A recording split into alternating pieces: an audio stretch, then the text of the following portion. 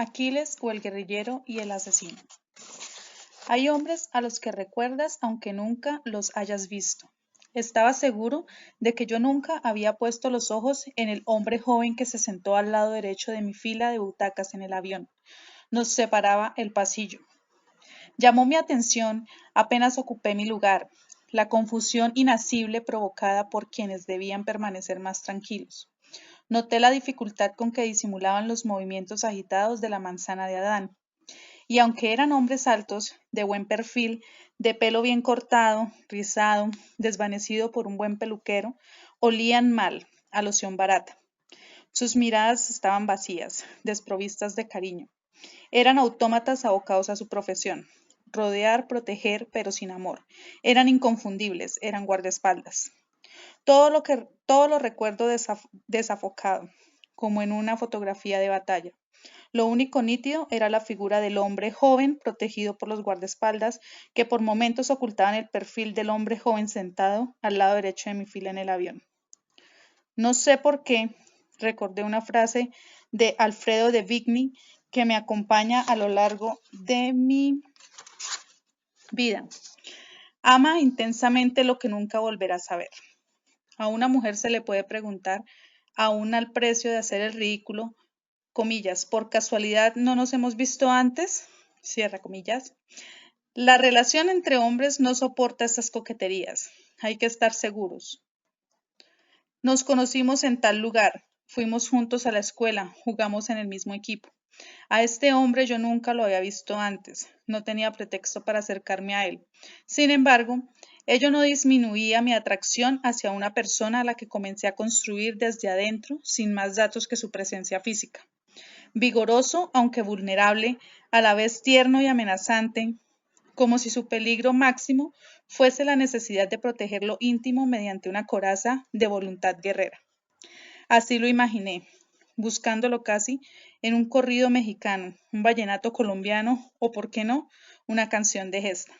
Noté en él, cuando subió al avión, un andar doloroso, prevenido, cauto, que convertía el 727 en parte de una naturaleza arisca, a la que él ascendía como se sube a una montaña hostil o se enfrenta a un águila vengativa.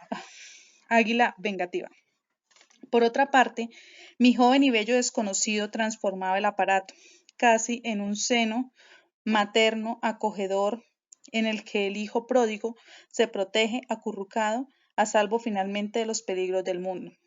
¿Dónde lo había visto? Repasé mentalmente fotografías, amistades, películas, noticieros de televisión, quizás. El problema era que cada una de esas posibilidades expulsaba la fisonomía del hombre sentado a mi derecha, junto a la ventanilla del otro lado del pasillo. Lo rodeaban en fila precedente a la suya, en la de atrás y en los asientos contiguos, los inconfundibles guardaespaldas a los que ya mencioné y a los que ahora recorrí con atención, no diré con fascinación. La rigidez armada de los cuerpos, las abultadas corazas debajo de los trajes negros, los chalecos metálicos pugnando por asomarse detrás de las corbatas mal anudadas, manchadas de grasa, enviadas demasiadas veces a la tintorería. Hacían gala bruta, inconsciente, de su misterio. No tenían ninguno salvo el de no saberse transparentes. Los pechos de metal estaban a punto de romper el trabajoso botón de la camisa.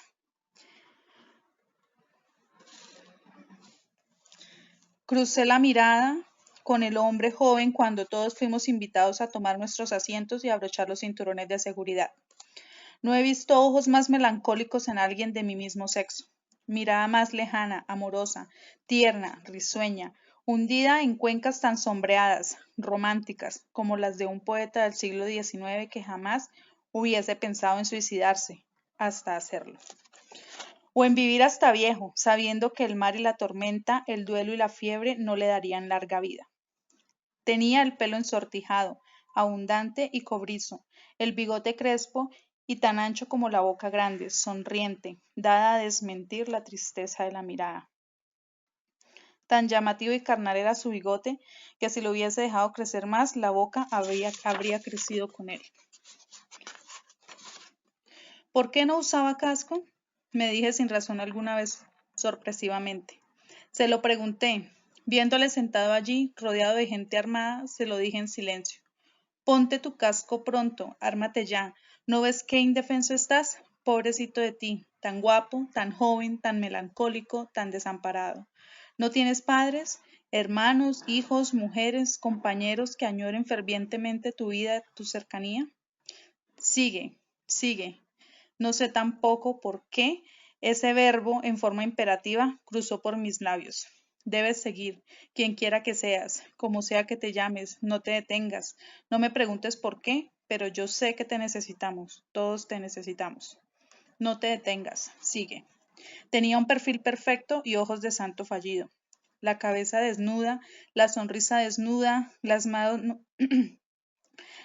que se levantaron un instante para arreglarse el pelo, rascarse el cuello donde la barba pugnaba por nacer. El rumor del Boeing 727 lleno de pasajeros entre Bogotá y Barranquilla. El despegue. El avión portado, ya por su propia fuerza, cursando las olas del otro gran océano que es el cielo, promesa de infinitud, acercamiento de nuestras manos endebles al misterio de lo que nunca empieza y nunca termina. La idea insoportable, aterradora, de un universo sin principio ni fin, en el que nosotros, solo nosotros, somos la excepción a la regla. La mortalidad sabia y prevista, la voz que les dice a las montañas, a las estrellas, a las especies inconscientes de su propia muerte, el perro y la rana, el tiburón y el cóndor. Tú no sabes lo que es la muerte. Volábamos sobre la gran sabana hacia las montañas que son el punto cerrado del país. Quería admirar ese gran tapete de billar que rodea Santa Fe de Bogotá. Me distrajeron las azafatas que se disponían a ofrecer bebidas. La señal de no fumar y de abrocharse los cinturones se había apagado. Allá lejos, en el fondo del pasillo, otra aeromoza se retrasaba en demostrar las medidas de seguridad. El avión iba lleno. Muchos hombres viajaban con el sombrero puesto, delatando, ostentando quizás, el orgulloso origen regional.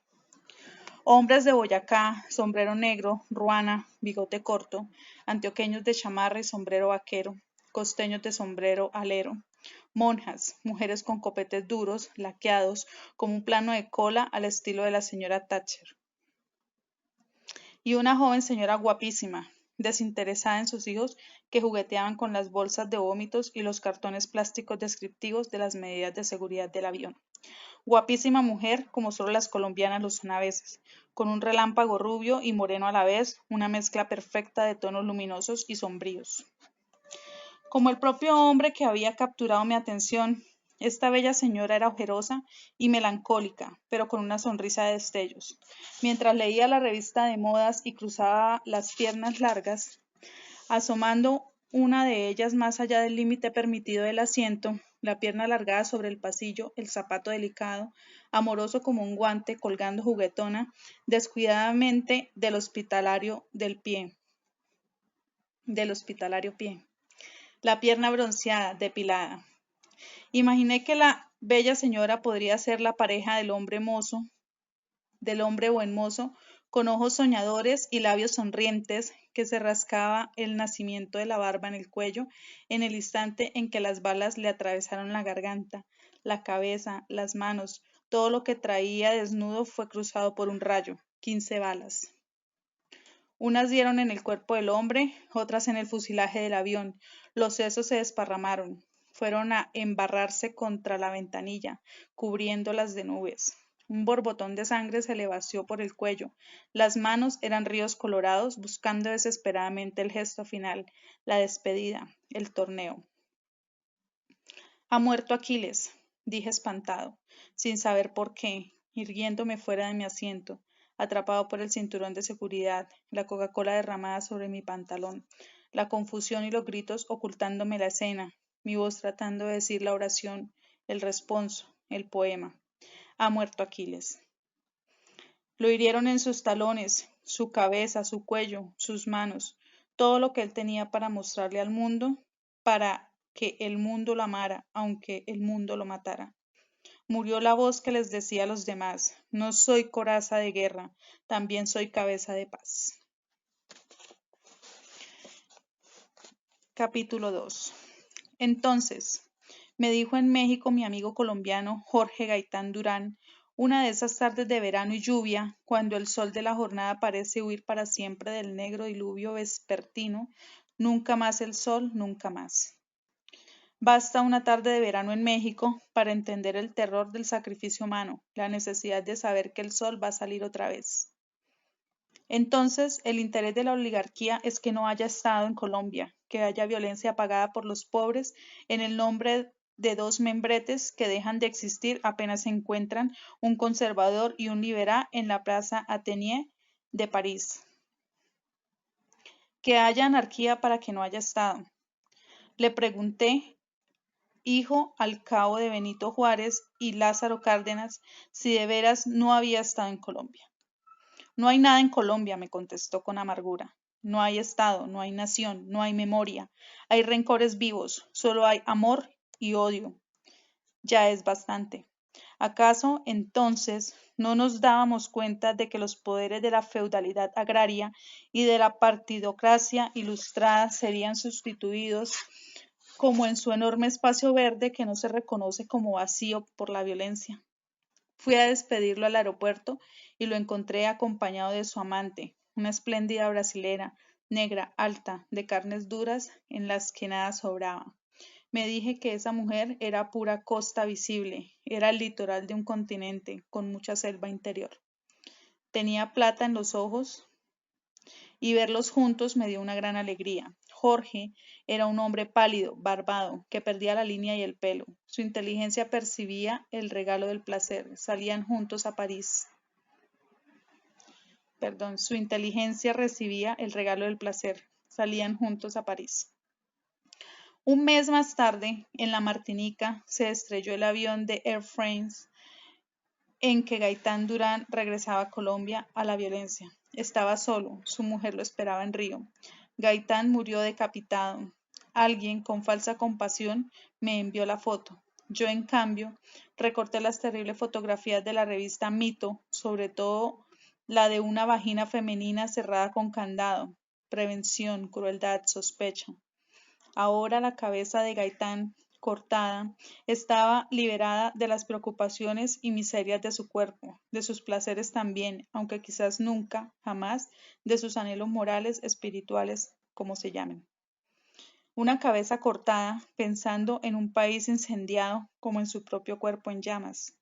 Lo recordé esa mañana del asesinato de Aquiles, preguntándome si tenía derecho, como mexicano, ligado de todas esas maneras indirectas, lejanas o guarecidas, amistosamente próximas a Colombia, a hablar de Colombia, cantar la cólera de Aquiles colombiano, pero también sin duda descubrir la pasión de Aquiles, sus amores, razones, dudas, su itinerario. Más que su destino, me interesaba su itinerario. Más que su ideología, me interesaba su viaje, de la familia a la guerrilla, y de la guerrilla a la política, y de la política a la muerte. Mi viajero había muerto. Este Aquiles fue también Odiseo. El recuerdo de Jorge Gaitán, la amistad con Álvaro Mutis, con Fernando Botero, con Gabriel García Márquez, me dieron permiso de acercarme a Colombia como patria compartida, tanto en la literatura como en la política y sobre todo en la emoción. Tenía derecho a imaginar. No buscaría un lenguaje registrable, coloquial, exacto, sino el lenguaje de una imaginación compartida, quizás con otros latinoamericanos. Compartiría como mexicano mi patria latinoamericana con mis personajes colombianos. No sería mi única licencia. Podrían llamarse en vida Bateman, Ospina, Fayad, Pizarro. Yo los llamaría Héctor, Diomedes, Castor, Pelayo, como personajes que lo fueron de una Ilíada descalza, los compañeros de Aquiles. Los asimila la épica, los hermana el destino, la muerte. Uno tras otro cayeron en combate. Vieron morir a los otros y también a los suyos. Ahora dicen que duermen sobre las armas velándolas sin haber disparado un solo tiro en sus vidas. Pero todos vieron la muerte, todos vieron cómo se usaban las armas, para qué se emplearon. Se sentaron sobre las armas como si el contacto con los cuerpos les diese a ellos la sabiduría de disparar derecho y a las armas el calor, la familiaridad del cuerpo no familiar, ajeno.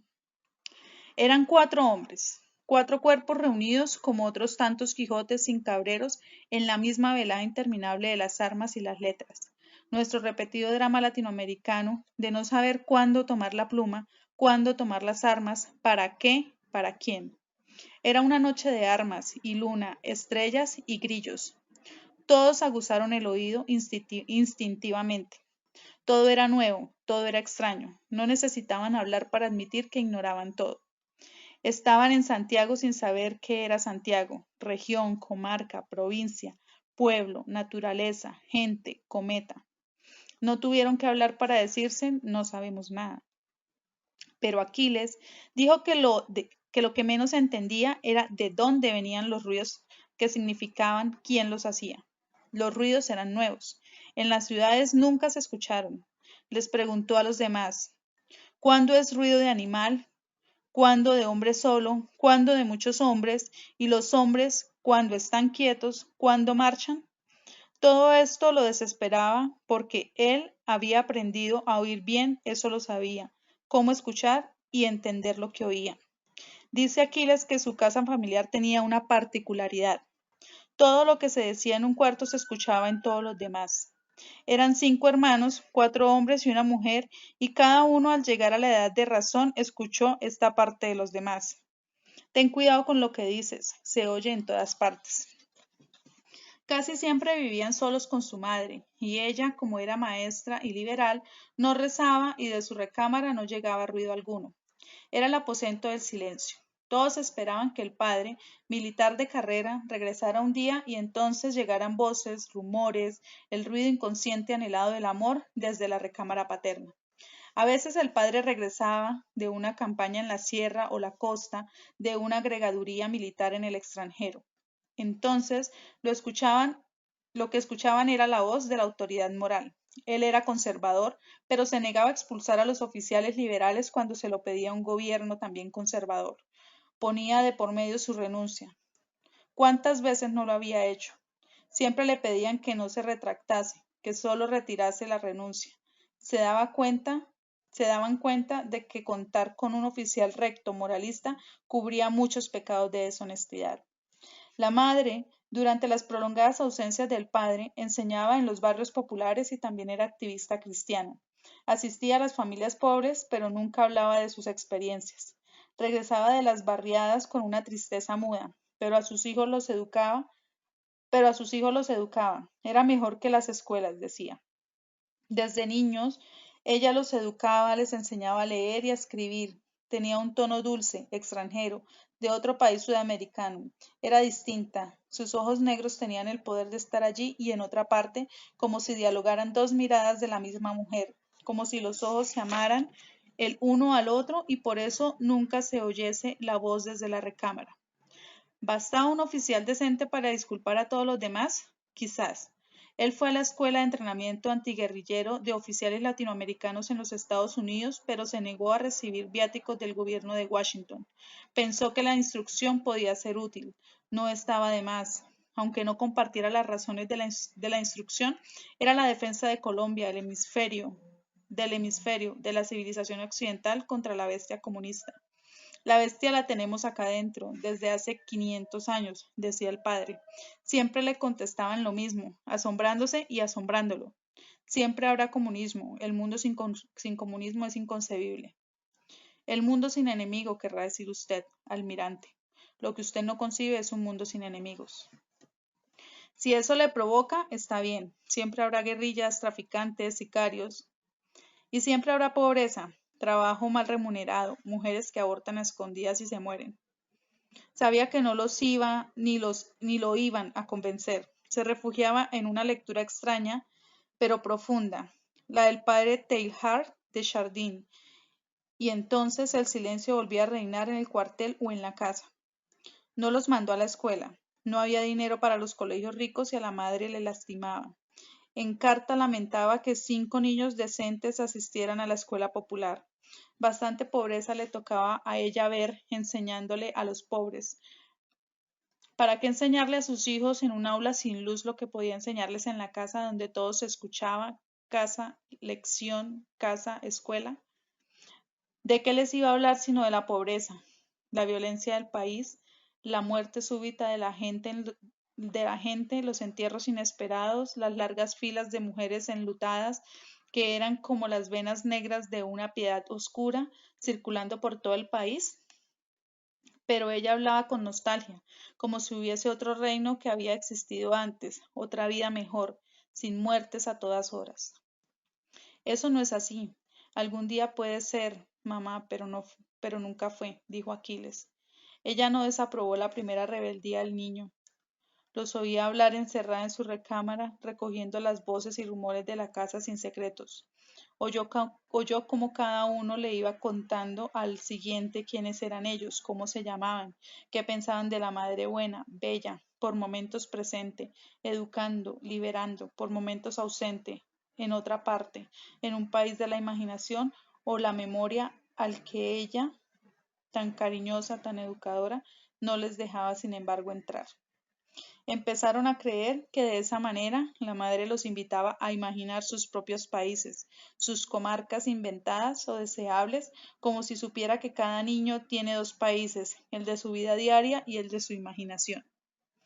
En la casa donde todo lo que se decía en un cuarto era escuchado en todos los demás, los hermanos decidieron dos cosas tempranamente. La primera, que todo sería de todos. El secreto no era posible. Más valía no guardarse nada, decírselo todo y dárselo todo. Todo para todos, mejor que los mosqueteros. La ropa heredada de hermano en hermano, la solidaridad cómica de andar pidiendo tallas medias para que todos usaran la ropa de siempre, de todos modos les quedaba demasiado larga a unos, demasiada corta a otros. Solo la niña, la hermana, podría irse enredando en chalés, cortinas, drapeados disímiles e inverosímiles, sacados de los armarios más olvidados, de los recovecos más secretos, como si las generaciones hubiesen ido dejando, en un juego secular de tesoros escondidos, esas tafetas, estos organdíes, estos tules especialmente para la primera comunión, para la fiesta escolar, para el baile de 15 años. ¿Ocurrieron? ¿No sucedieron nunca esos festejos? Ahora es imposible saberlo. Todo lo que pasó después fue demasiado fuerte. Alejó para siempre la menuda historia familiar, lo difuminó, dejó solo los islotes salientes, como en un archipiélago, como cimas del recuerdo, que sobrevivieron a un vasto oleaje, a un derrumbe catastrófico, como esos que consumen pueblos enteros de las montañas. Un país de marejadas internas en las que el lodo lo sepulta todo y las niñas idénticas a la hermanita de la familia quedan atrapadas entre dos vigas que les divide el cuerpo, las capturan entre la vida y la muerte hasta que una sola gana. Ella se movía sin cesar entre la imaginación y la realidad. Hablaba de lugares encantados, espacios de fábula, repetía los cuentos de hadas más célebres, pero enseguida hablaba de llenar esas comarcas fantásticas de escuelas.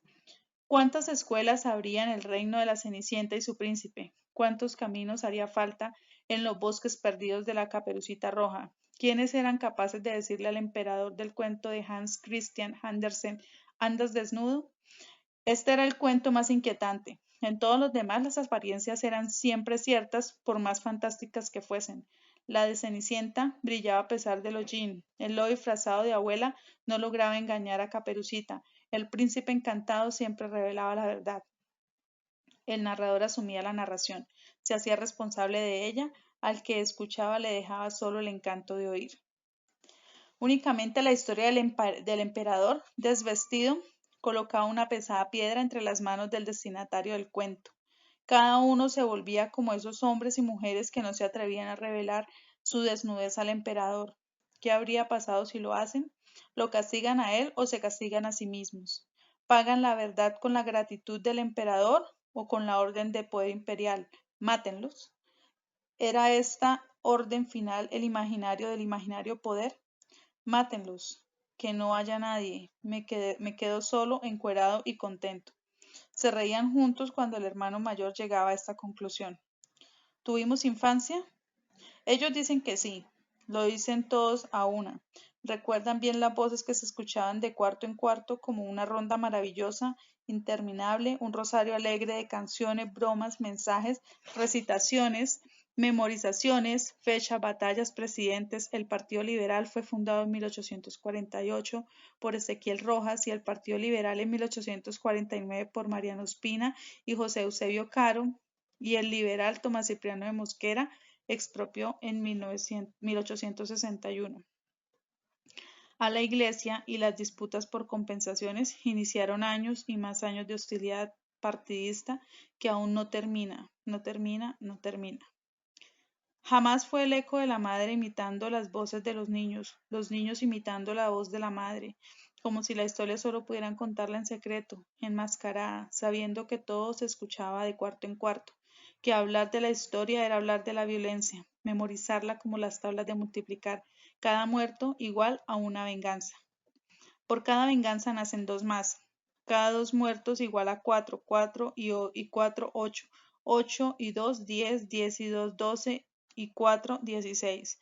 Cantaban los hermanos, cantaba la hermanita. Tengo una muñeca vestida de azul con una aritmética de la historia que violaba la métrica de la rima, y por ser la única niña de la casa y tener su muñeca vestida de azul, acurrucada, besada, a veces escondida bajo la falda, preñada, amamantada con biberones de juguete, él pensó largo rato que las mujeres se preñan solas, que la madre puede gestar a sus hijos a base de su pura voluntad, que el padre es innecesario. Sobra el padre ausente. La madre presente es real, es fuerte, es capaz de concebir por sí misma y gracias a todo esto puede ser infinitamente buena, inmensamente generosa, querer a todos los hijos por igual, darle a todos lo mismo, no separarlos nunca. La mamá tenía horror de la envidia, que mata al envidioso y engorda al envidiado.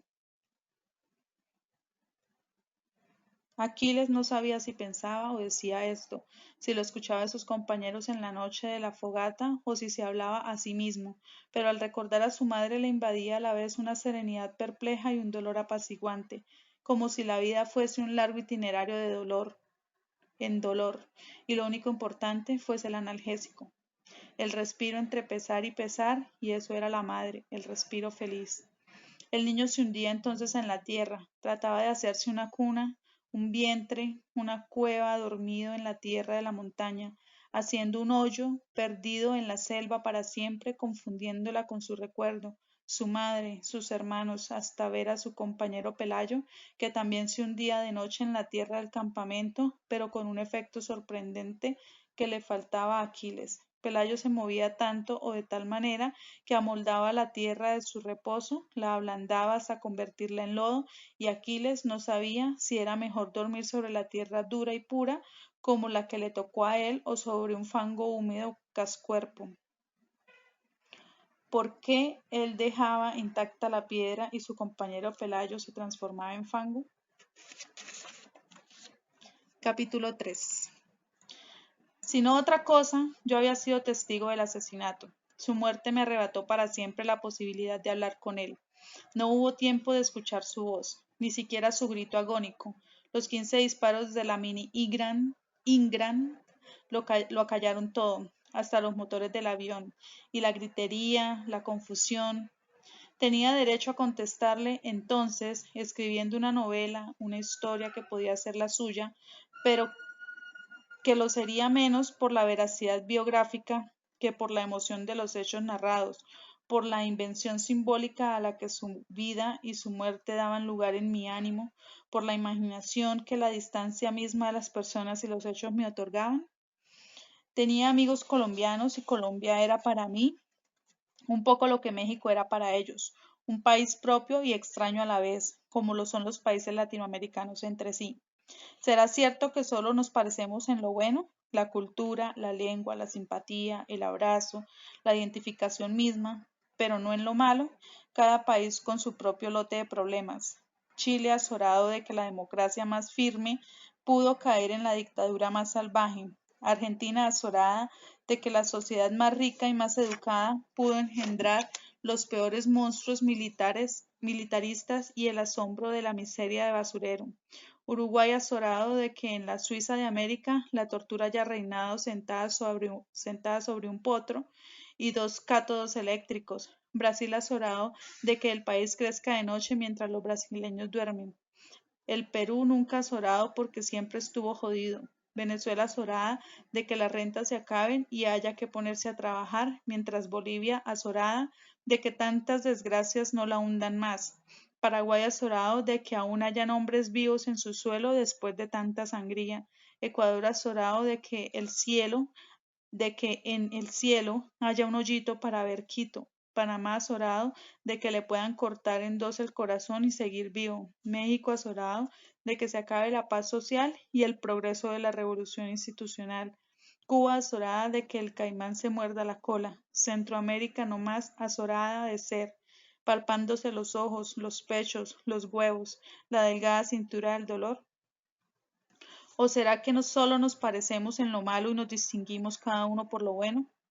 Salvan García Márquez a Colombia, Cortázar y Borges y Gardel a la Argentina, Jorge Amado y Nélida Piñón a Brasil. ¿Son sus artistas lo mejor de América Latina? ¿O lo son toda la gente sin nombres, los hombres hechos de piedra y de atmósfera, la raza mineral? Lo único que se puede uno preguntar es ¿por qué nuestros artistas han sido tan imaginativos y nuestros políticos tan poco imaginativos? Entre todos ellos, a caballo entre el artista y el político, y como puente entre el pueblo creativo y la creatividad artística, está el guerrero mortal, el joven caudillo que debe morir joven para no corromperse viejo, la promesa de que debe serlo siempre, la figura de la colectividad individual, de Emiliano Zapata al comandante Marcos en México, Mariano Moreno en Argentina, José Miguel Carrera en Chile y ahora Carlos Pizarro, mi Aquiles, cierto e imaginario a la vez, el guerrillero asesinado a los 38 años.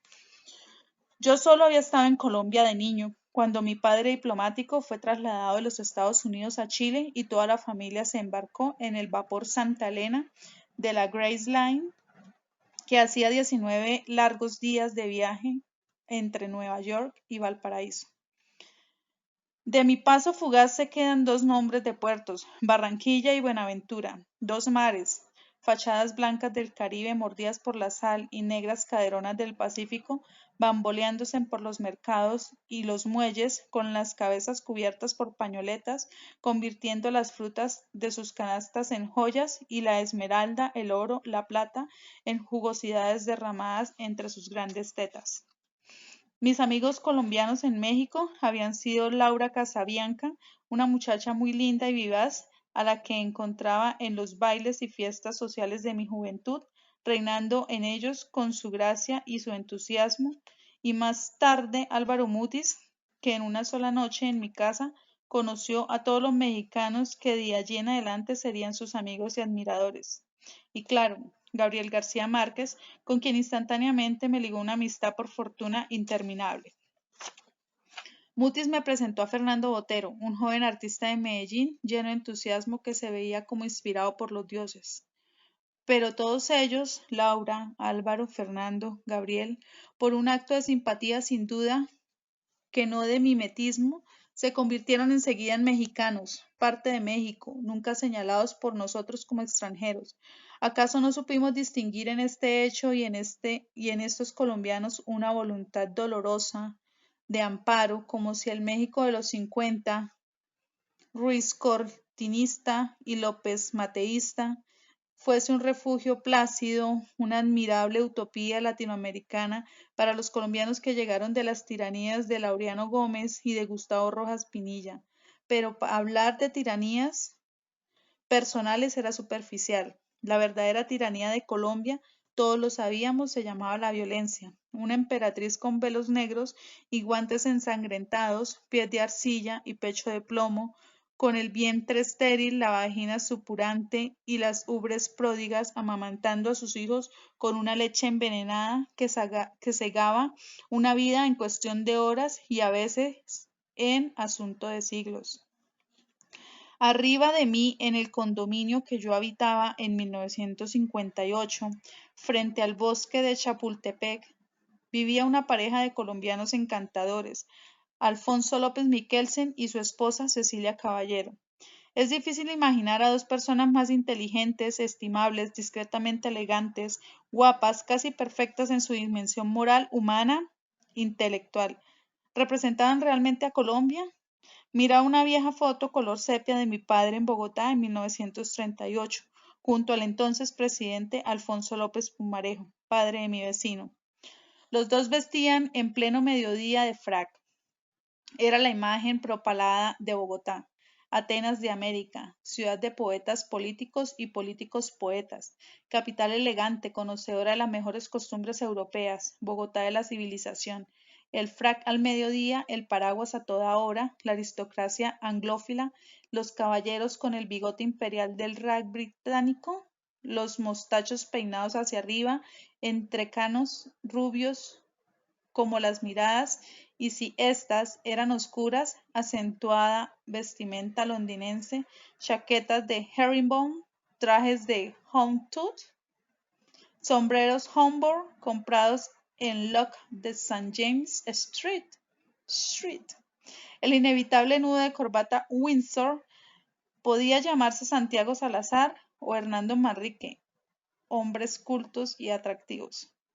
Y todo esto acompañado en tiempos de López Pumarejo por políticas de desarrollo social, por la creación de instituciones serias, la voluntad de darle a Colombia un Estado en vez de un batidillo de usurpadores, caudilletes locales, republiquetas separatistas, señoríos de la horca y cuchillo, ley de la selva, vorágine.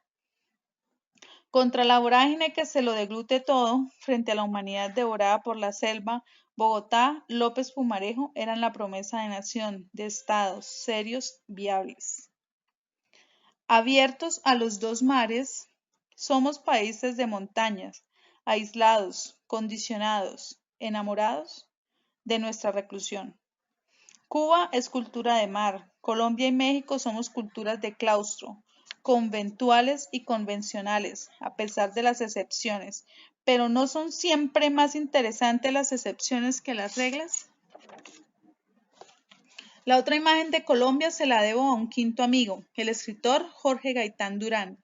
Yo editaba en México la revista mexicana de literatura, él en Colombia la revista Mito y en La Habana Lezama Lima y Cintio Vitier la revista Orígenes. Las tres publicaciones se parecían en un propósito: superar el localismo literario, las fanfarrias nacionalistas, los dogmas patrióticos que convertían la literatura en algo semejante a un discurso del Día de la Independencia y a veces del Día de las Madres. Supimos en los años 50 que algo que Alfonso Reyes venía diciendo desde los años 30 y por ello era atacado por las falanges folclóricas. Comillas, la literatura mexicana será buena porque es literatura, no porque es mexicana. Cierra comillas. No porque es cubana o colombiana. El que lea Proust se prostituye, proclamaba aquí un nacionalista mexicano. ¿Hay que quemar a Kafka? Se preguntaba ya un nacionalista colombiano. Cuba, isla que siempre me pareció más bien parte, sino del continente europeo, sí de un irresuelto conflicto transatlántico, se planteaba menos el problema. Las islas, valga la tautología, son insulares y creaban su universo propio, dulce y feroz, como Cuba, Japón, Inglaterra, Irlanda. Islas cuya dimensión es un grado de generosa entrega o de solitario aislamiento.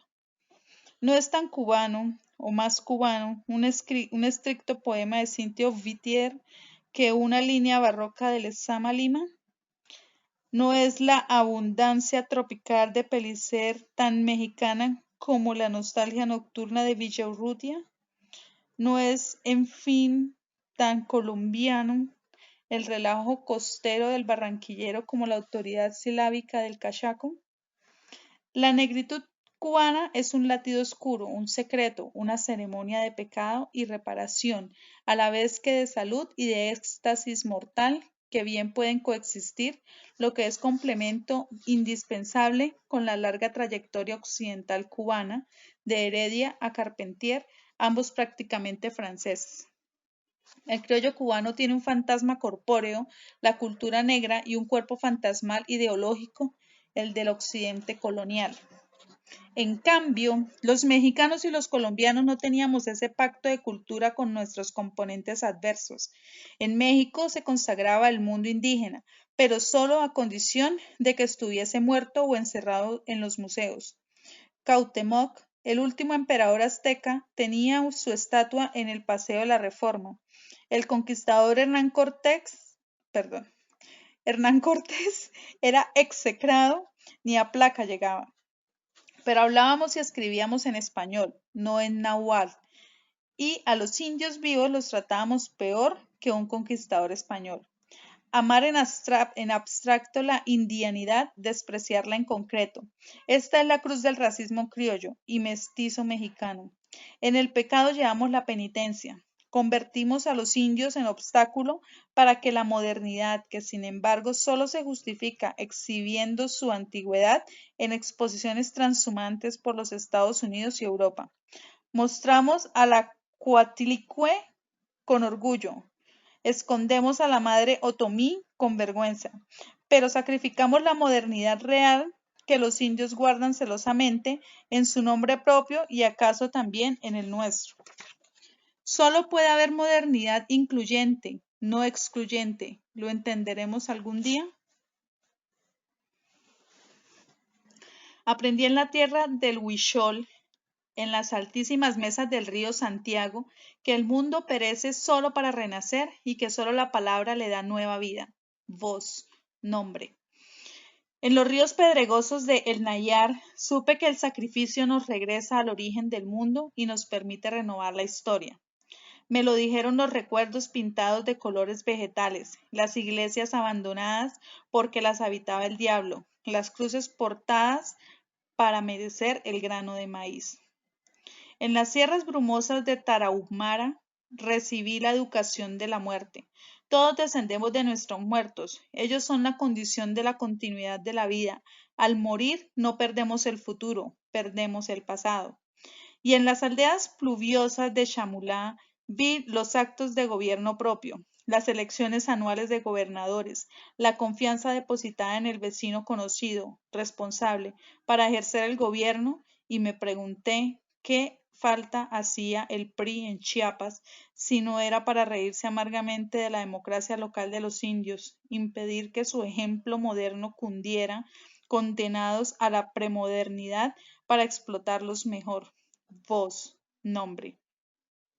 Todo esto para decir en nuestros libros que el nacionalismo literario era una máscara, un chantaje que nos decía, los escritores solo serán buenos mexicanos si legitiman a la nación y la nación es su poder y su poder somos nosotros, el gobierno y las corporaciones. Pero una nación no es su poder sino su cultura, así de simple. Somos todo lo que somos y eso incluye cuando hemos sido y queremos ser.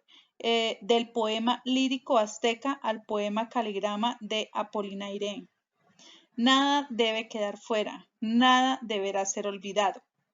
Jorge Gaitán Durán, con la revista Mito en Bogotá, hacía algo comparable, decir que la nación es su cultura, hecha por todos y no su poder ejercido para unos cuantos. Mutis, García, Márquez, Charry Lara, nuestros amigos aparecían en sus páginas, pero también el Marqués de Sade y Ezra Pound.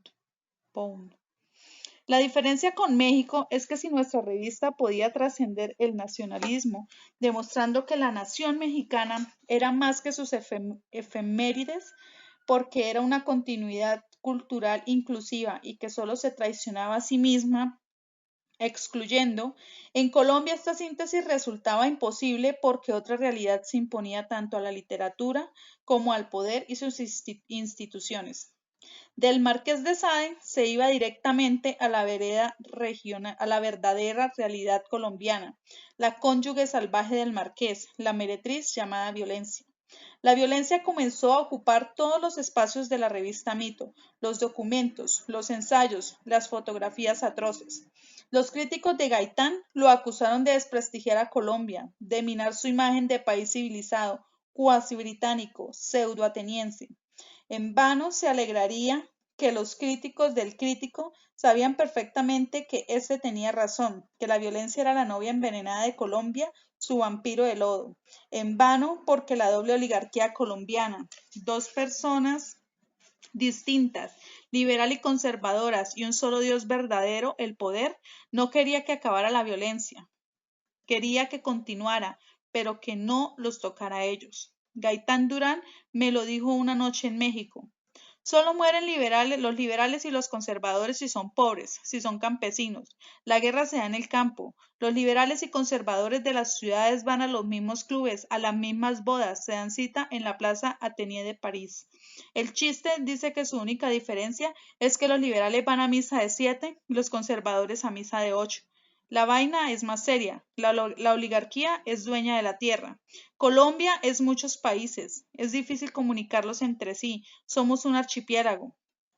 Bueno, ahora haces en avión en 1 hora lo que antes tomaba 7 días. Precisamente, los poderes locales se asentaban sobre el aislamiento, continuó Gaitán. Si se acaba el aislamiento, se crea un Estado nacional y se acaban los poderes locales de los terratenientes. Capítulo 4. Solo cuando los liberales mataron a su padre, se dedicó Castor, en serio, a conocer la historia de su tierra, de su gente. ¿Por qué era así? ¿Por qué tenían que suceder estas cosas? Pidió que lo dejaran repartir la leche entre los pueblecitos de la región y fue preguntando aquí y allá, juntando los pedazos del rompecabezas que empezaba con un enigma y terminaba con una certeza. Han matado a mi padre ha muerto. En su pueblo le dijo a un estudiante que él ya se iba para Bogotá. Aquí no había nada que hacer. Si las cosas no habían cambiado desde Cristóbal Colón, ¿por qué iban a cambiar ahora o durante nuestras vidas? El país es pura frontera, le dijo a Castor el estudiante, pero una frontera sin reposo, eternamente móvil. Otros países logran domesticar sus fronteras, hacerlas vivibles, o por lo menos envidiables, aunque esto cause guerras, hermano. Aquí, si te vas a lo más lejos que recuerdan nuestros abuelos, porque los abuelos de ellos lo recordaron y los tatarabuelos de los bisabuelos también, es que este país nuestro, tan rico, tan variado, Castorcito, lleno de indios en el sur, bananeros en el norte, colonos en el oriente y negros en el occidente, este país nuestro tan inagotable, su mar caliente y húmedo, su sabana fresca, alta y verde, sus llanos y selvas y montañas, se nos está yendo al carajo desde hace medio siglo porque no sabemos resolver un solo problema paisa, uno solito. ¿De quién son las tierras? ¿De los campesinos que las reclaman o de los terratenientes que se las robaron? Yo ya no me acuerdo de lo que pasó ayer, le dijo un viejo sentado frente a una máquina de coser Singer afuera de la casa olorosa a percal y frutas secas, pero recuerdo muy bien lo que pasó hace 1000 años. ¿Será porque me pasó el día cosiendo, perdón, será porque me paso el día cosiendo y pensando, o mejor dicho, haciendo un trabajo que ya ni las mujeres quieren hacer por irse a la ciudad a ganar dinero, pero que en todo caso nadie hace mejor que yo? Dicen que el rey de España nos trataba mejor que nuestros propios presidentes. Nuestra familia nos trata peor que los godos. Antes había tierras protegidas para nosotros, eran los resguardos. Luego se volvieron tierras públicas y poco a poco se las fueron entregando a muy pocos terratenientes. Le pasó a mi padre y le pasó a mi abuelo y al padre de mi abuelo y a los abuelos de todos, hasta la primera generación después del libertador Simón Bolívar, que dicen un día va a regresar a Santa Marta en tranvía para desmentir el vallenato que lo declaró difunto. Les pasó a todos, niño. Los campesinos que dijeron no dejo la tierra, no la vendo, es mía, pronto se dieron cuenta de su error. Los terratenientes no destruyeron las cosechas y los terratenientes nos destruyeron las cosechas y la noche se llenó de hambre ardiente y los días se llenaron de moscas hartas de nuestras verduras podridas. Organizaron grupos de vigilantes para tenernos quietos y aceptar, Castorcito, aceptar sin decir palabra, quietos y muertos, o alborotados y muertos también. Por eso me ves aquí, sentado frente a esta máquina Singer que dicen quiere decir cantante. Como no sé tocar ni el piano, ni el cuatro, me hago la idea de que soy un hombre orquesta, mijito, y me gano la vida cosiendo como quien toca un valsecito secreto. La letra, muchacho, es de pura pena. Olvídala. Castor fue viendo cómo murieron unos y se fueron otros, y la tierra y los pueblos, que habían sido los mismos durante generaciones, ya nunca volvieron a ser iguales. Los que llenaban de asombro y de espanto a Castor desde jovencito es que esto que le contaban y esto que él veía, lo que les pasó a los muertos y lo que les sucedía a los vivos era siempre igual. Muchos se resignaban, él no. Él empezó a rebelarse. A mí no me va a pasar esto, se dijo, le dijo a su familia. A mí me va a suceder algo distinto, peor o mejor, pero no la resignación, no lo mismo. Con mil carajos, lo de siempre ya no. Para Castor, el día de la violencia impune fue el día que mataron a su padre. Avísele a su mamá que me mataron y que no se deje robar las mulas. Allí mismo se dio cuenta de que la violencia que suponía moverse solo para morirse y no poderse estar quieto en un lugar porque también eso significaba exponerse a la muerte. ¿A qué hora? Dios mío, ¿a qué hora me cae la maldición encima? ¿Quién es el siguiente muerto de la familia? ¿Hasta cuándo tenemos esta casa, esta tierra que nosotros también les quitamos a nuestros rivales ayer, cuando nuestro partido ascendió y el de ellos declinó y la tierra acabó en manos de alguien más fuerte que nosotros o nuestros rivales, un latifundista cuyo partido no importaba, se llamara liberal o conservador? Creció Castor viendo cómo todo se movía, en una especie de sismo invisible e intocable. Todo se movía, pero nada cambiaba. Los campesinos liberales eran despojados por los conservadores y estos por aquellos. La tierra cambiaba de manos, pero solo para acrecentar la injusticia y a veces la riqueza de muy pocos. Lo que parecía finalmente roca acababa de nuevo en arena y había que recomenzar. Creció buscando las caras que había conocido al nacer y que ya no estaban allí a sus 5, a sus 10, a sus 15 años. Se murieron, los mataron, se fueron. Castor tenía siempre un solo año de edad o un siglo entero, daba igual. Aquí todas las muertes son prematuras, dijo antes de morirse, de puro vieja y dotada de súbita ciencia infusa, la abuelita que puteaba a los liberales. 1 millón de personas han emigrado en nuestras vidas, le decía el estudiante a punto de irse a la ciudad. Yo me voy a salvar. Los campesinos se vuelven bandidos, pero pueden volverse guerrillas también. ¿Qué vamos a hacer tú y yo, Castorcito? Mira cómo va creciendo nuestra generación, convertida en una marea de adolescentes vengadores, descendientes del terror, paridos en casas quemadas, hijos de familias asesinadas. Ándale, Castorcito, ve escogiendo tu nombre de ampón. Los hay muy bonitos. En este país imaginación nos sobra. En eso somos ricos, aunque nos esté llevando la puta madre. ¿Qué vas a hacer aquí? En 2 años podemos matar a 1/4 de millón de colombianos para que no se acabe una violencia que ya se nos volvió sinónimo y hasta síntoma de la vida misma. Sin ella nos sentiremos muertos. Perdón, sin ella nos sentiríamos muertos. ¿Cuántas casas incendiadas, cuántas familias asesinadas hay detrás de cada ciudadano de este país, Castor? ¿Tú lo sabes? ¿Tú sabes contar, pendejito? Llámate. Chispas, venganza, desquite, sangre negra. Y eso sí, ponte un capitán por delante para que te respeten. Castor, mi padre mató al tuyo. Lo sé. ¿Desde cuándo? Desde siempre. ¿Y me has seguido hablando todos estos años? Nunca repito tu nombre, es mi único rencor. ¿Por qué? No quiero que esto siga. Esto tiene que cambiar. Tienes razón.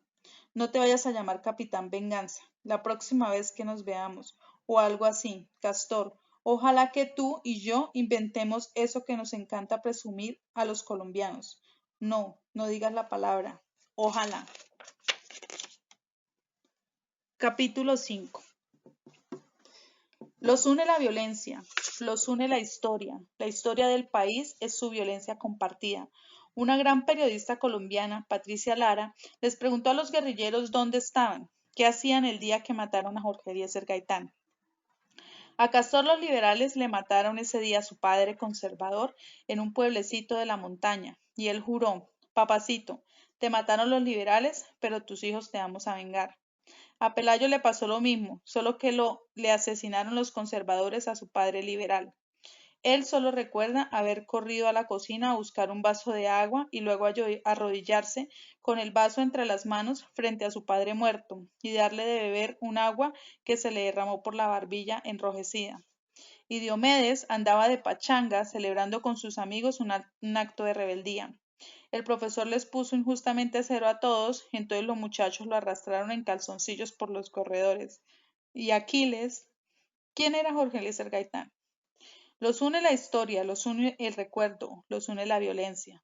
Por eso quieren desterrar estas tres furias y empezar de nuevo. Dicen, sueñan, piensan que son revolucionarios y que la revolución es empezar de nuevo, darles la vuelta completa a las cosas, recobrar la promesa del origen. Aquí les duda. ¿Puede empezarse de nuevo sin repetir lo que hemos decidido olvidar? No tiene respuesta. ¿Sabe con los demás que la guerra de Colombia es la guerra del campo, la lucha por la tierra, igual que en toda América Latina? En todas las partes, la tierra no es de quienes la trabajan. La frontera agrícola del país es una reserva gigantesca de tierras públicas. Los campesinos no tienen derecho a ellas. Les son concedidas a un pequeño grupo de terratenientes. Los campesinos luchan por llevar sus pobres cosechas al mercado. Los terratenientes destruyen puentes para que nadie llegue al mercado. Destruyen las cosechas de los pobres. Crean grupos de vigilantes para intimidar a los campesinos. Los caciques representan políticamente a los terratenientes. Están allí para impedir que los campesinos se organicen, para que los pobres del campo jamás hagan contacto con los pobres de la ciudad. Este es el peligro de Jorge Eliezer Gaitán. Quiere unir la ciudad y el campo. Quiere unir las fuerzas de los sindicatos y de los campesinos. Es un hombrecito vibrante, moreno, elocuente, vestido como cachaco de la ciudad, pero con ojos de selva apagada, lengua de catarata oculta, manos de amante labrador. Le dice la verdad a la gente. Mírenlo salir de las iglesias y caminar a los clubes. Son idénticos, pero se llaman distinto, liberales y conservadores. Se alternan el poder. No dejan que ningún conflicto se manifieste fuera de sus partidos. Estrangulan todo intento de reforma, agraria, universitaria, urbana, financiera. La política es asunto de familia. Colombia es una república hereditaria. La élite es siempre la misma. Usan a los campesinos como carne de cañón de los partidos porque cada partido es solo el signo, el anuncio, el cascarón, un hueco, pero también el amparo pródigo, el techo de los intereses contrapuestos en cada pueblo, en cada región, en cada alma de este desventurado país con nombre de descubrimiento y destino de conquista. Habla Jorge Eliezer Gaitán, comillas. Claro que cada partido tiene sus intereses, jefes, tierras que conservar, tierras que arrebatar, intereses que defender, pero los hombres de los partidos no significan nada. Se alía el Partido Liberal, el dueño de una finca bananera, para defenderse de los terratenientes que la ambicionan y que solo por ser sus enemigos se llaman a sí mismos conservadores. La política colombiana es el arte de disfrazar este hecho, de echarle la culpa a la violencia, de echarles la culpa de la violencia a los campesinos, a los pueblos, a las guerrillas, que ellos se maten entre sí. Nosotros vamos al mismo club, a la misma iglesia, a la misma universidad británica o norteamericana. Cierra comillas. Jorge Eliezer Gaitán les dice, ellos son los dueños de la política, pero nosotros somos los dueños de la sociedad y ellos han excluido a la sociedad de la política. ¿Qué esperan? Por su propio bien, dejen que la sociedad se organice, los presione, les exija responsabilidades, les señale límites. Aquí nunca ha habido un Estado nacional responsable. La élite ha abdicado sus funciones. Solo les pedimos que compartan obligaciones con la sociedad. Si no, la violencia acabará por desnudarnos de legitimidad. La violencia engendrará más y más violencia. Ellos la crearon, pero los matará a ellos. Entonces Jorge Eliezer Gaitán cae muerto diciendo todo esto en una calle de Bogotá. La catarata se ciega, la mirada se nubla, las manos se retuercen de congoja. Lo mata un hombre vestido de gris, lo mata con 3 balazos. El asesino es linchado. Bogotá estalla en llamas. Son saqueadas las casas de los ricos, las oficinas, los conventos, las tiendas, la catedral. Se rompen los candados de las cárceles. Los tanques aparecen en las plazas. El fuego es indiscriminado. En el mes de abril de 1948. La policía y los soldados les cortan los testículos a los partidarios de Gaitán, asesinan a bayonetazos las mujeres preñadas, no dejen ni la semilla. Los partidarios de Gaitán mueren degollados con la lengua colgándoles hasta el pecho. Esto se llama el corte de corbata. El estado de sitio crea dos tipos de crímenes, los políticos y todos los demás. Los primeros son juzgados por tribunales militares. Son los crímenes contra los ricos, robo, rebelión, secuestro, organización del trabajo, manifestación pública. Y los pagan los pobres. En los tribunales civiles solo se juzgan los crímenes contra los pobres, tortura, despojo, asesinato, pero esto no los paga nadie. La rebelión de los débiles se llama violencia. La violencia de los poderosos se llama impunidad. 3 millones huyen a las ciudades para escapar de la violencia del campo. Las urbes se vuelven irrespirables, hacinadas, sin servicios, ciudades criminales, sobrevivientes, hormigueros, madrigueras, después pobladas por niños huérfanos, pícaros. La guerra contra la violencia hecha desde la impunidad de la violencia. El ejército y la policía crean grupos paramilitares. Los pájaros son mercenarios y asesinos ubicuos que se desplazan en flotillas de automóviles. Sus oficiales se autonombran cóndor, pájaro azul, pájaro negro, lamparilla. Sus jefes se enriquecen comprando café robado por los pájaros. Alimentar a los pájaros es darle armas, drogas, dinero. Se crea una economía de la violencia. Cada cual despoja a quien puede. El terrateniente más pobre al campesino, el terrateniente más fuerte a aquel. La tierra se mueve, los campesinos liberales son despojados por los conservadores y viceversa. 200.000 terrenos agrícolas cambian de manos en los 10 años que siguen al Bogotazo y a la muerte de Gaitán, pero el café se sigue exportando, las esmeraldas surgen como verdes escarchas, el país se cubre de oro y sangre. La acumulación de capital y el derramamiento de sangre van juntos, dice Alberto Lleras Camargo, 2 veces presidente liberal en 1945 a 1946 y 1958 a 1962. La sangre es el lubricante del capital, la corrupción también. Ahora ellos dijeron, la guerrilla es el lubricante de la revolución y la revolución es el lubricante de la justicia. En esto nacieron ellos, en esto crecieron, en esto se educaron.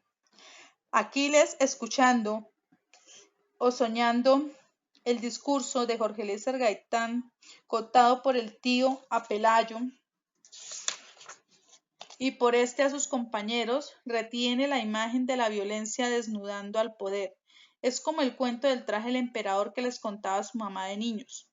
Castor y Diomedes, oyendo la palabra desnuda, piensan en mujeres, pero Pelayo solo ve el cuerpo muerto en la morgue de Jorge Eliezer Gaitán y no quisiera que el discurso de su tío terminase allí, en la muerte desnuda, sino que milagrosamente el mártir resucitara, su voz volviese a oírse y el país borrase de un golpe su doloroso pasado.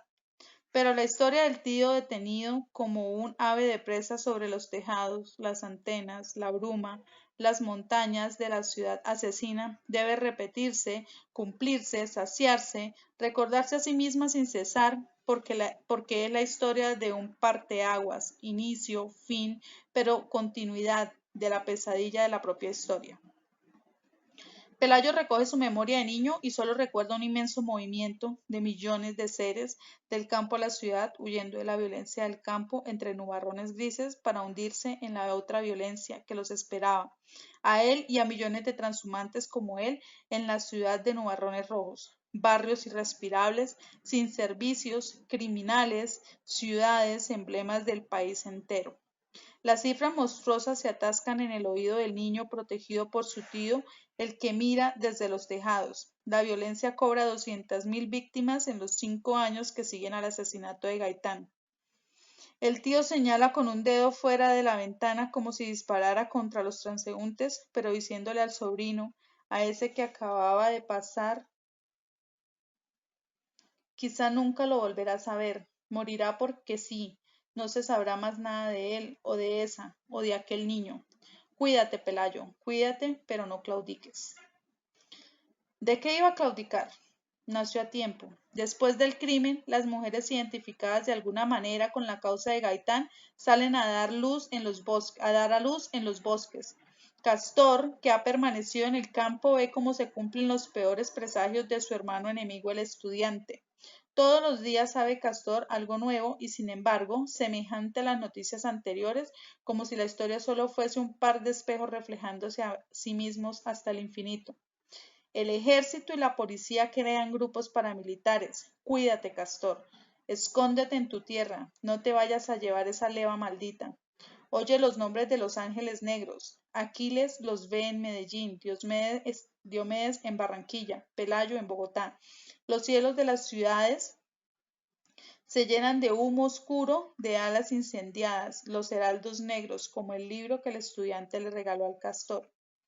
Ya pasaron por aquí los pájaros, ya nos vaciaron los graneros, no hay nadie a quien acudir. Castor, vas a tener que ir de vuelta a la escuela para aprender que las palabras que conocen ya no significan lo mismo. No creas más que alimentar a un pájaro es darle alpiste a un canario. Ahora, mijo, quiere decir darle armas, drogas y dinero a los asesinos a sueldo. Los cuatro vieron cómo nació una economía de la violencia. Fue la economía de sus amigos, de sus ciudades, hasta de sus familias, les gustara o no. Cada cual va a despojar a quien puede. Pelayo, los campesinos liberales son despejados por los conservadores por los liberales. Ya no reconocerás la tierra de donde saliste, muchacho. Contó en realidad todas estas historias, situaciones, realidades que traía grabadas en el alma como un catecismo patrio, o solo las pensó al mismo tiempo que los demás, Diomedes, Aquiles, Castor. Las historias no podían ser solo de ellos, tenían que imaginar a otros o a uno solo, desconocido, ausente, anónimo, que supiera lo mismo que ellos sabían, aunque no hubiera vivido lo que ellos vivieron. Y Aquiles, el padre regresó jubilado a quedarse ya para siempre y todos temieron que en casa sin secretos solo se oyese una voz, o dos, moral y autoridad. No fue así.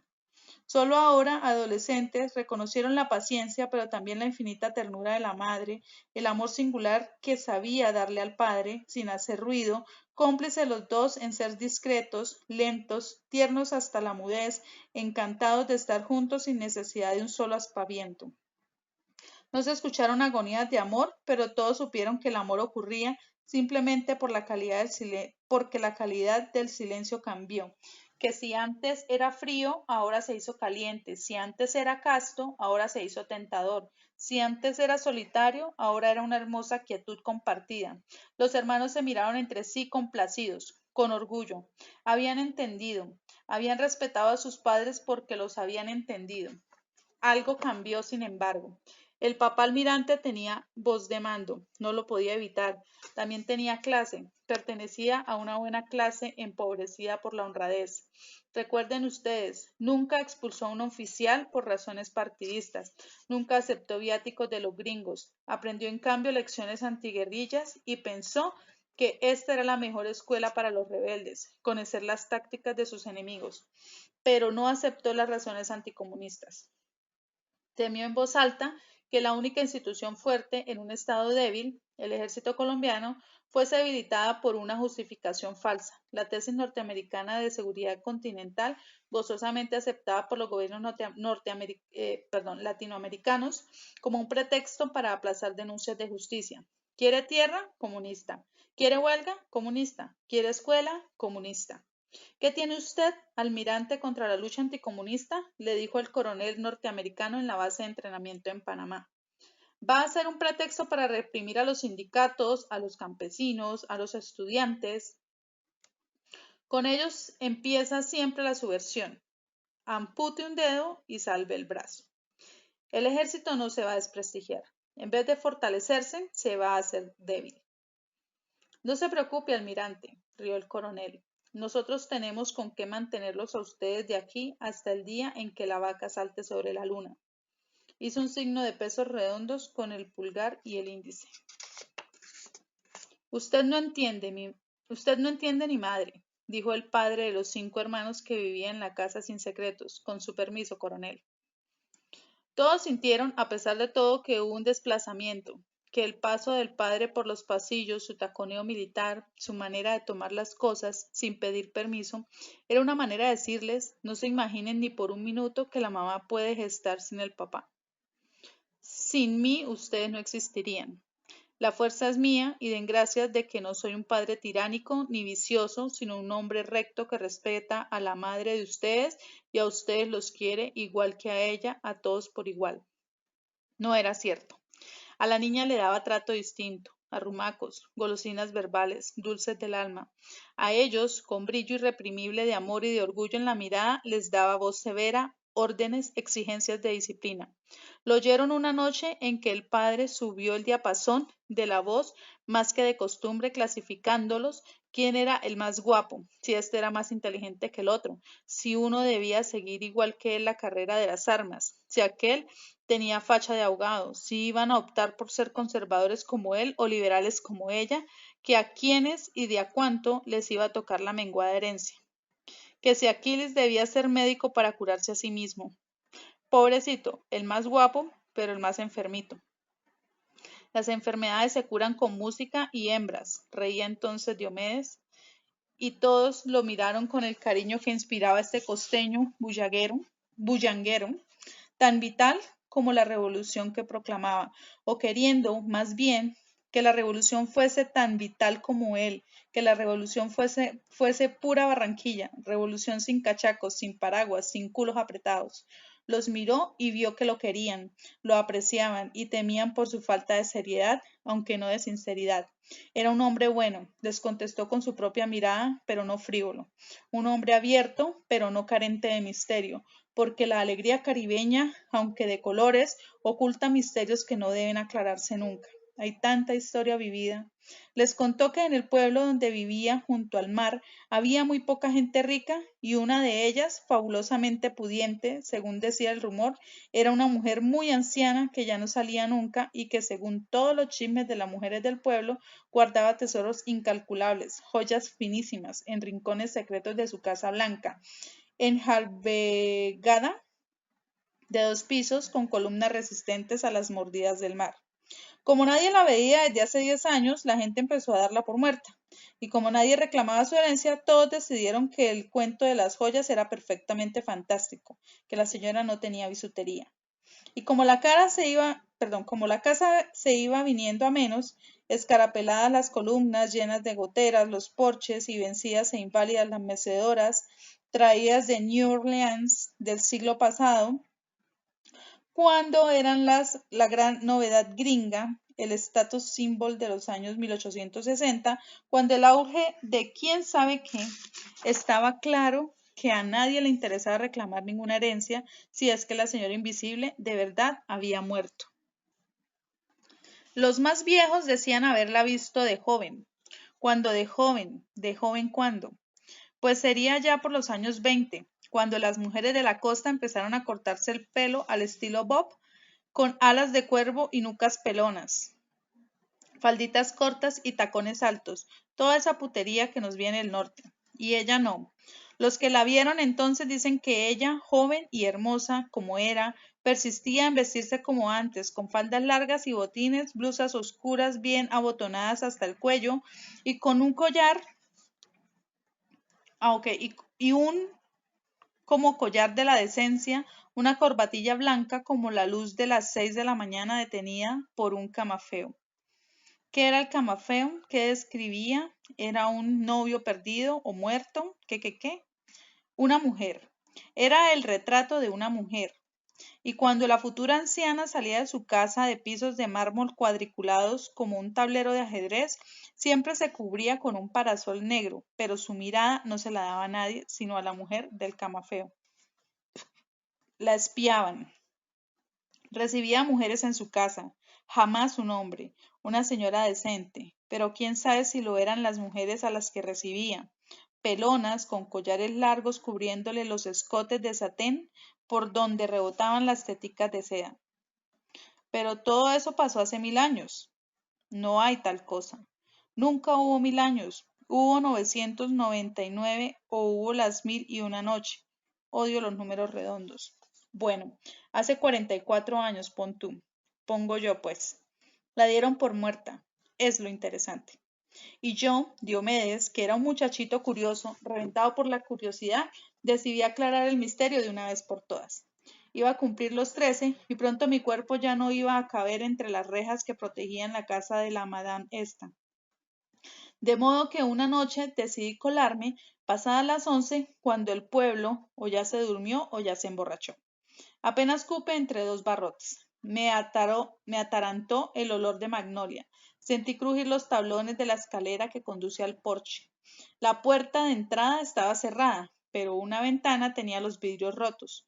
Me colé y me encontré en un vestíbulo que era como una rotonda de piso blanquinegro y un techo de emplomados donde un ángel desplegaba las alas de pavo real. De las puntas de las alas caían gotas espesas, aceitosas, y entraba una luz que no era la luz de la noche, aunque tampoco la de la mañana. Una luz propia, me dije, solo de esta casa.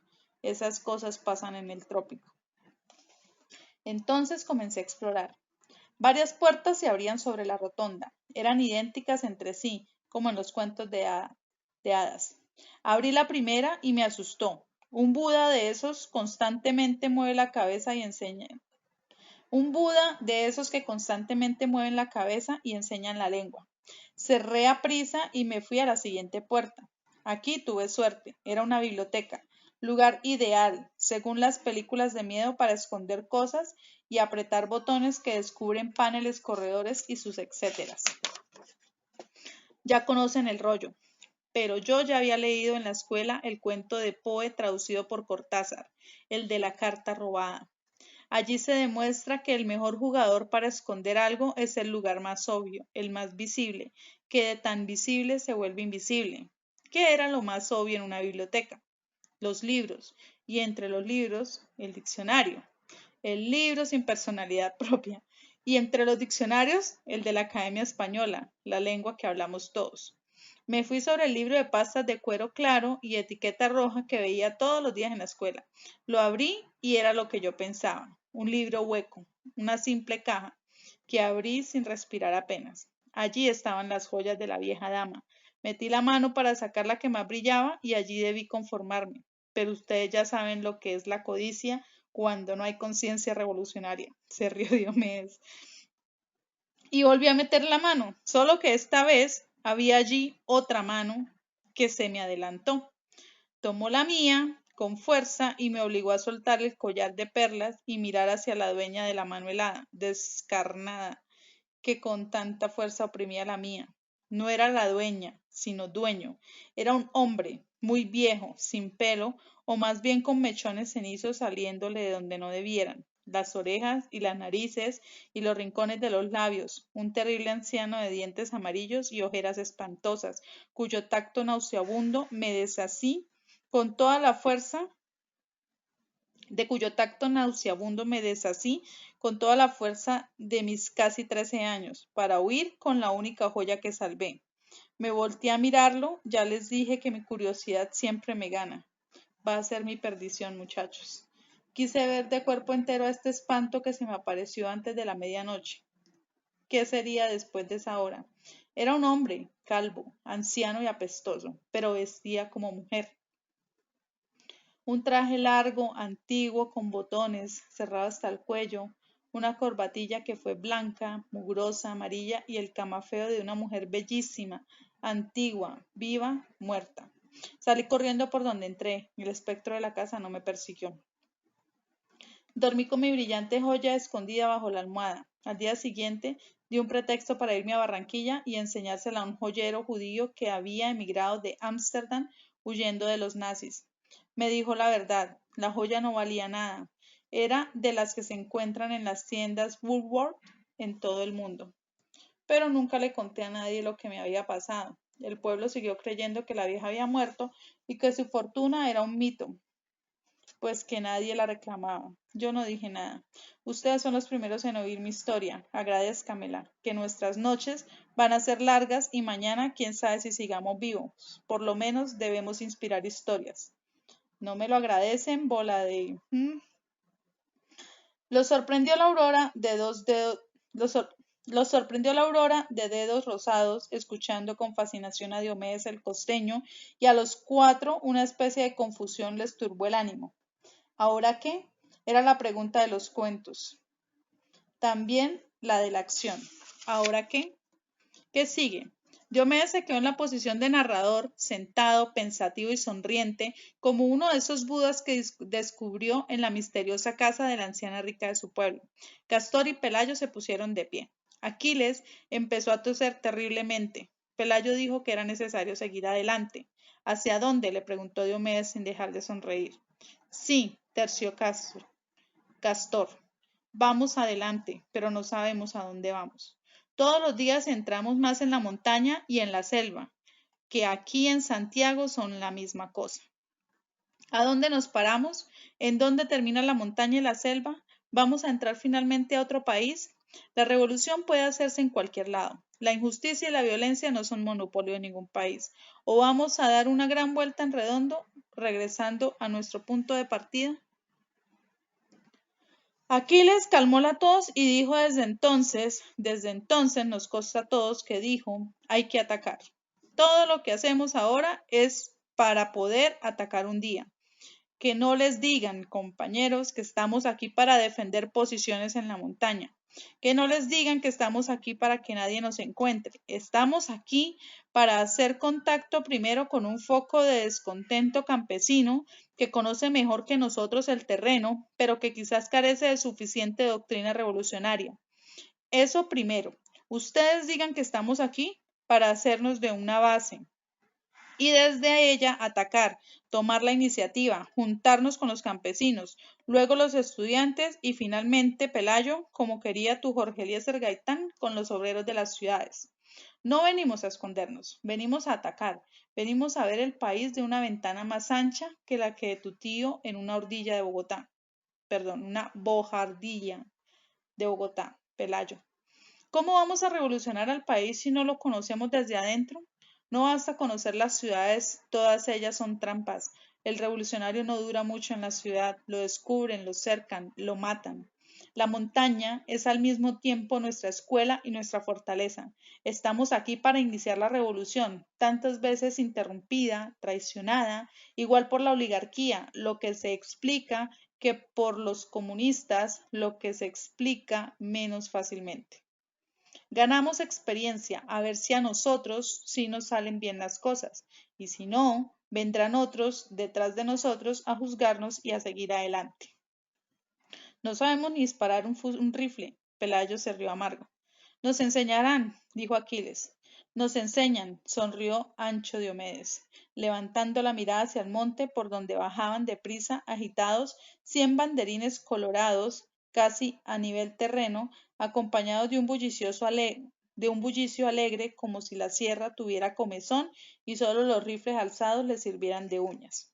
Diomedes y Aquiles se pusieron de pie. Castor y Pelayo giraron en redondo. Estaban rodeados de varias docenas de niños, todos con cananas cruzadas al pecho, ropa de dril demasiado grandes para unos, demasiado cortas para otros, como mis hermanos, se dijo Aquiles, pero todas las prendas desgarradas, desilvanadas y sombreros de paja, rifles o palos en las manos, y las caras enmascaradas por los pañuelos rojos, como los banderines que, con la mano desarmada, blandían, rodeando a los 4 guerrilleros, riendo alborozados como si los niños hubiesen encontrado un tesoro, un tesoro mejor que el buscado por Diomedes a los casi 13 años en una lóbrega mansión de Barranquilla. Uno de ellos dio un grito de alto y se despojó del pañuelo. Tenía mejillas de cántaro despintado, como una manzana afectada por la palidez tiñosa de un mundo sin hospitales. ¿Tendría 12 años? Cuando cumplió 15, todos los diagnósticos médicos lo confirmaron. Sufría de epilepsia y de disritmia cardíaca. No se dijo cada uno, no, se dijo cada uno, Castor, Aquiles, Diomedes, Pelayo. Al encontrar a la vanguardia de la montaña, tenían varios siglos de edad. Eran los descendientes de las comunidades indígenas despojadas de sus resguardos.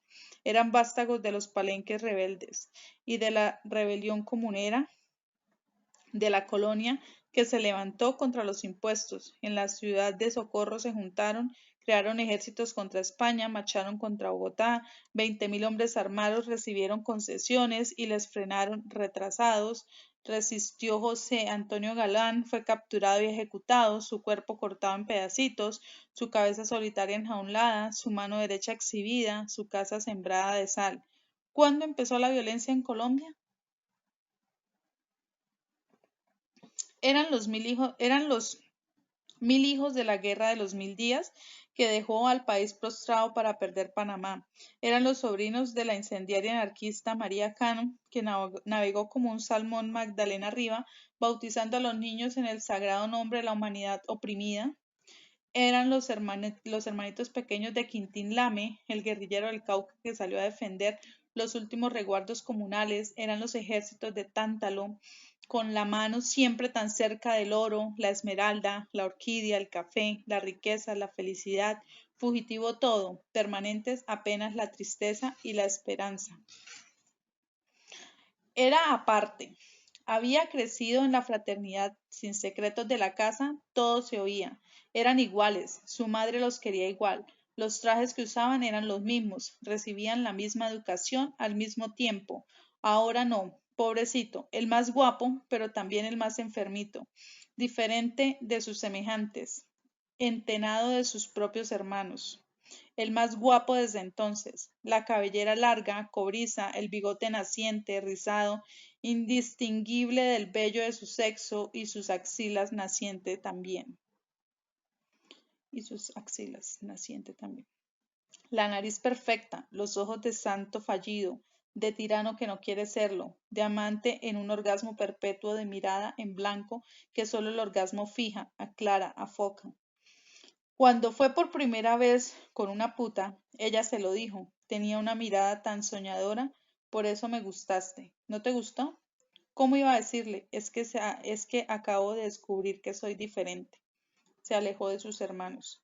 Pero era un hombre tierno, y un día trajo a la casa un coli perdido, de esos que se unen a las manadas de un país cimarrón donde todo se procrea sin límite. La violencia, el café, las esmeraldas, la selva, las flores, las avalanchas de lodo, las montañas infranqueables, los ríos inquietos, los terremotos puntuales, los niños perdidos, los perros sueltos, la salvaje proliferación cimarrona, sin ley, donde todos y cada uno y toda cosa además se agolpan como una marea de cuerpos, deseos, insatisfacciones, país de barreras insalvables.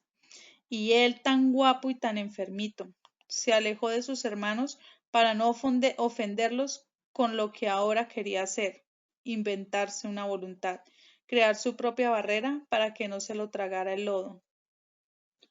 La selva, la violencia. Trazar el campo perfecto de un partido de fútbol, hacer dos cosas en el campo y con la pelota, demostrar su voluntad y demostrar con orden, en un espacio ordenado, comprensible, pues el mundo 16, 17, 18 años se le volvía incomprensible. Fotografía desenfocada, espejo oscuro. La voluntad era exponerse a un ataque.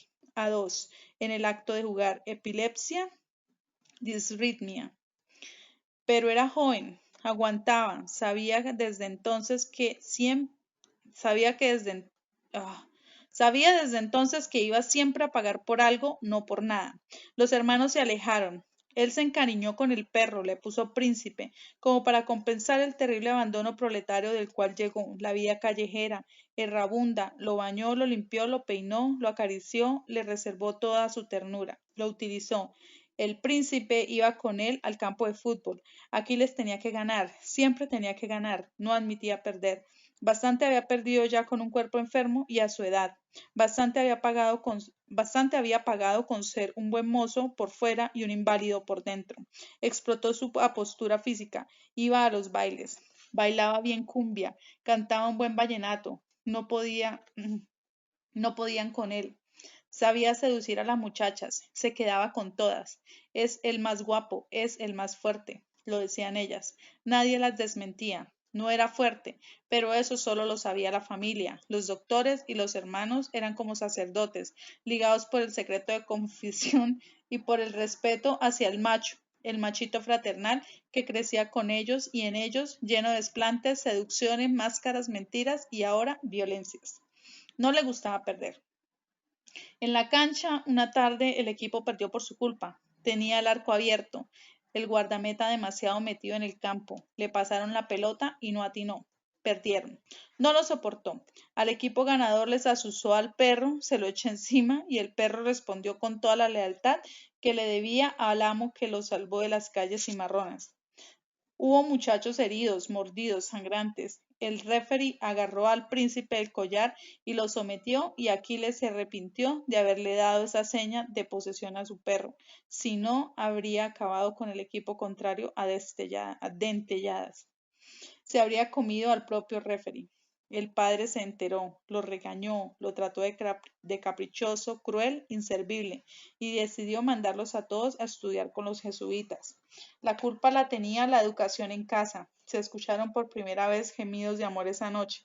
Se confundieron con el llanto de Aquiles.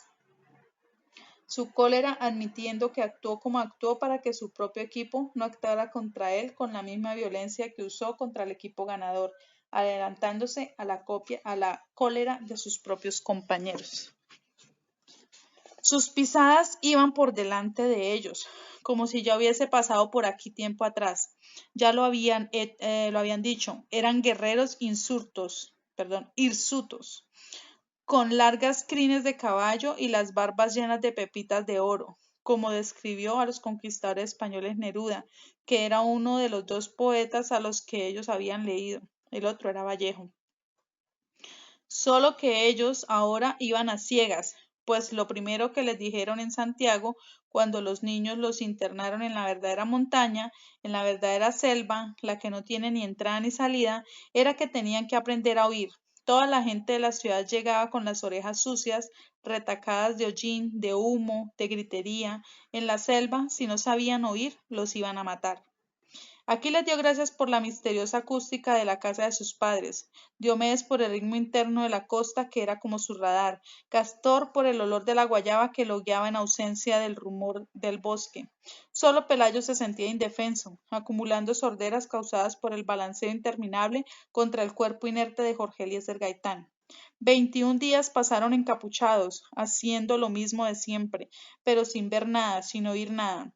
Todos se dieron cuenta de algo más que los ruidos de ramas quebradas por animal o por hombre, de pisadas en la selva. 1, 10, 20 hombres, caminando horas enteras a ciegas entre el monte y el páramo, pueblo, naturaleza, gente.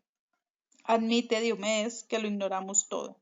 Cruza el río y siente cómo se moja su equipo, su comida, cojones fríos, ansiedad de hembra. Entonces, acércate, Castor, pregunta, no llegues todavía a ninguna conclusión. Pasando a tientas, trochas y trochas. Ok, no tenemos raíces societales, como se dice en la jerga. Ok, somos unos tipos urbanos, aquí se deben reír de nosotros, hundiéndonos en todos los pantanos, cayéndonos en todos los huecos.